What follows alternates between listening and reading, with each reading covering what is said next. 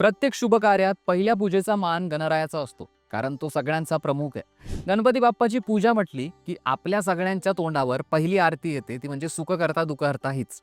घराघरात प्रत्येक गणेश मंडपांमध्ये बाप्पांची ही प्रसिद्ध आणि लोकप्रिय आरती म्हणताना प्रत्येक भक्त अत्यंत तालात, आवाजांचा चढ उतार, रिदम सांभाळत ती एन्जॉय करत गातो.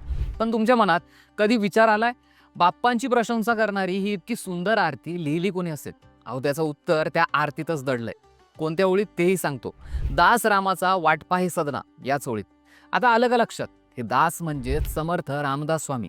समर्थ रामदास स्वामींनी सुख करता दुःख हरता ही आरती लिहिली आहे. अत्यंत सोप्या शब्दात त्यांनी ही आरती लिहिली आहे. ही गणपतीची एक प्रकारची प्रार्थना म्हणायला हरकत नाही. असं म्हटलं जातं की मुघल काळात लोकांमध्ये शौर्य, धैर्य, स्वाभिमान जागृत करायला आणि सैन्य भरतीची पूर्वतयारी म्हणून समर्थांनी गावोगाव मारुतीची देवळं, आखाडे स्थापन केले. त्याच सुमारास त्यांनी मारुतीची आरतीही लिहिली, ती समर गीताप्रमाणे. त्याच दरम्यान त्यांनी सुख करता दुःख हरता ही आरतीही लिहिली आहे, पण ती मात्र सौम्य आणि गोड आहे. ही माहिती तुम्हाला कशी वाटली? कमेंटमध्ये नक्की सांगा.